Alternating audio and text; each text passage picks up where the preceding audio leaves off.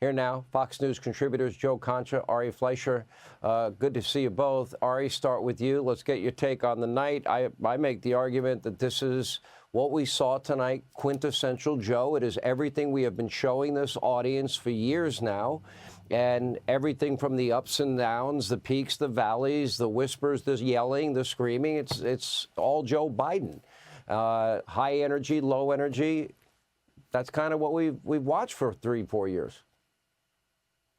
Sean, I think from a Republican point of view, it was another bad night for Joe Biden. He always is stumbly, bumbly, mixes up words. He's just not a strong leader, and you can see it. From a Democratic point of view, very different night.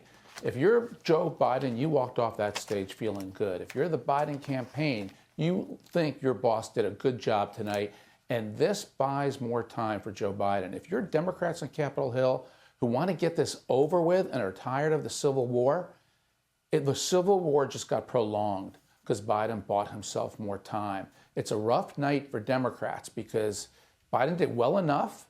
He's not great, but he did well enough that they don't have the excuse tonight to say it's just like the debate. We got to get rid of the guy. Their misery gets prolonged.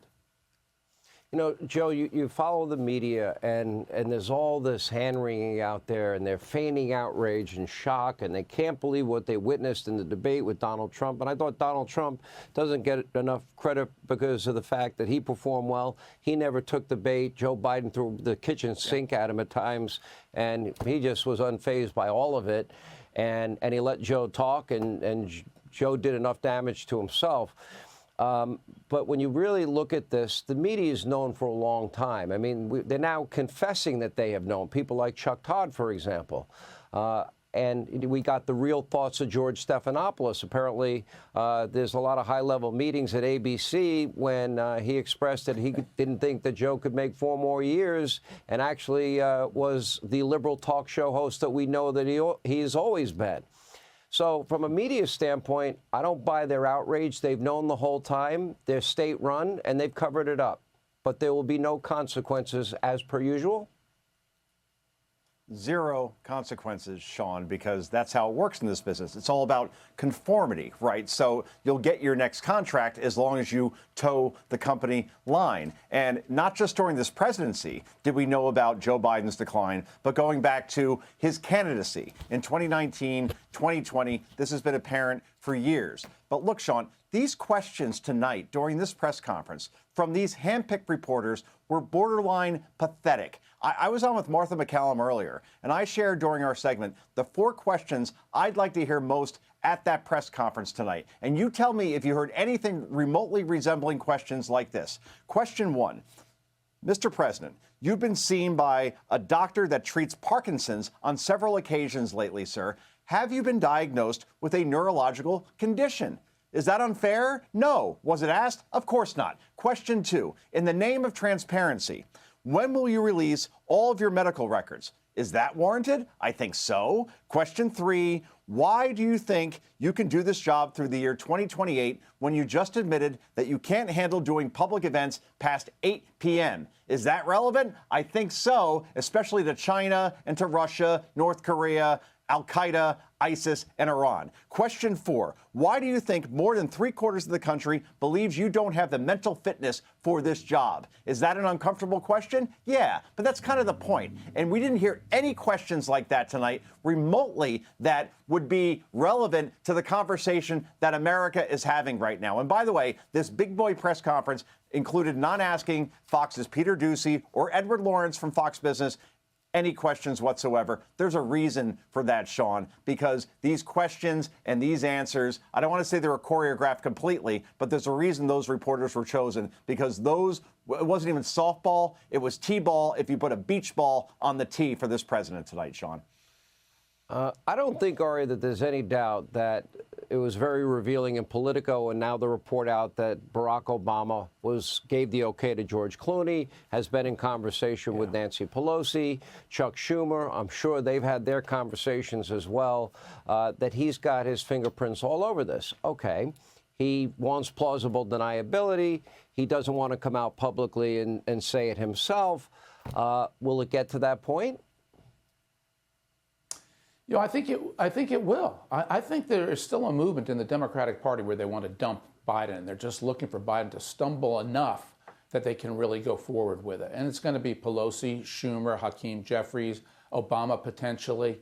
But what an act of betrayal by Barack Obama. How can he do that? How can he say that I knew it was coming and I didn't object to it? This is an abandonment. And you think at some point loyalty matters between the president and his vice president. And if Obama's going to do that, if he's going to put his toe in the water, put his body in the water, it's kind of slimy to do it behind the scenes like that. But I guess that's how Barack Obama's behaving. But Sean, I want to add a couple other questions that I'd have asked if I were a reporter. I would have said, Robert Hur in his investigation said you couldn't remember the years you were vice president. Mr. President, can you put that to rest? What years were you the vice president? Mr. President, you earlier in the year couldn't remember the name of your Secretary of Defense. What's the name of your Secretary of Defense? Mr. President, you once stumbled on a child's question about what the last country was you visited. What's the last country you visited? If you want to test whether or not the man needs a cognitive test, give him one. Reporters had every opportunity tonight to ask the obvious questions that would have tested the president. And instead, they gave him an out on every question by asking him things that he could get out of with gobbledygook. I mean, this failure of the press corps to ask the simple, direct, straight questions that would test the man is incomprehensible to me. They're legitimate questions because Biden stumbled on them before because they were a part of the press special counsel's report. It's a legitimate question. White House press corps, do your job.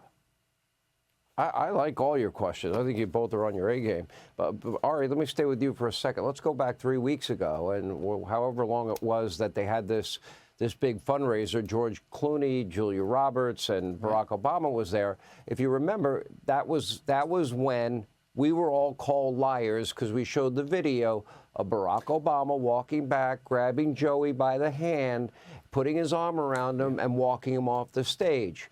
That's where George Clooney said he knew that it wasn't the same Joe Biden as he knew in past years and that he needs to get out of the race.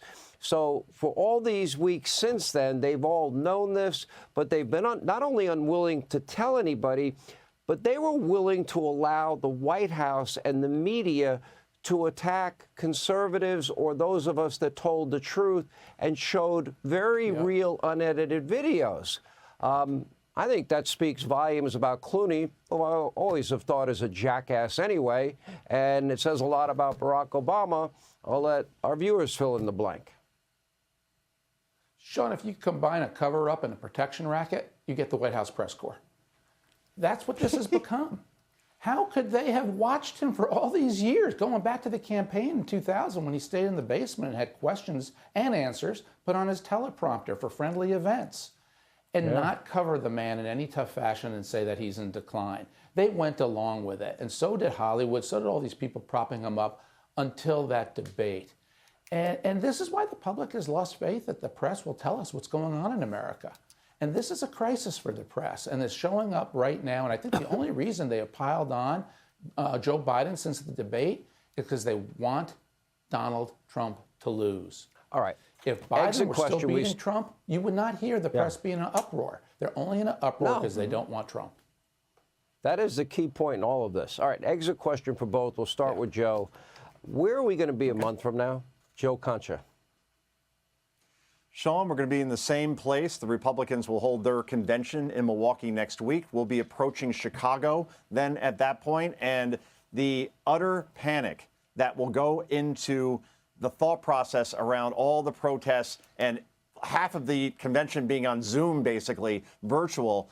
I think Joe Biden's still your nominee at that point. He's not going anywhere. He's very defiant. He did just good enough tonight to stop the avalanche, and I think that's just enough to stop the dam from breaking completely. Joe Biden, Kamala Harris is your ticket going into November and into that convention. Ari, you agree with that? Sean, I've said on your show numerous times I gave it a 1/3 shot that Biden would have to drop out before the convention, and since the debate, I think it's now 50-50.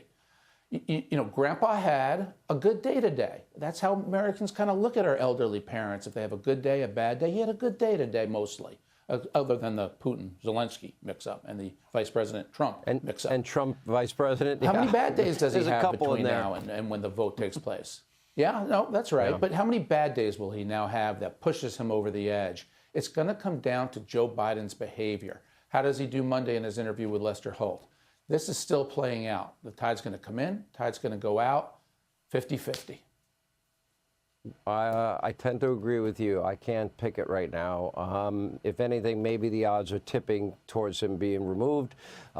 He's one fall away, one really bad cognitive moment away from really being thrown overboard. So that could happen at any time. Thank you both.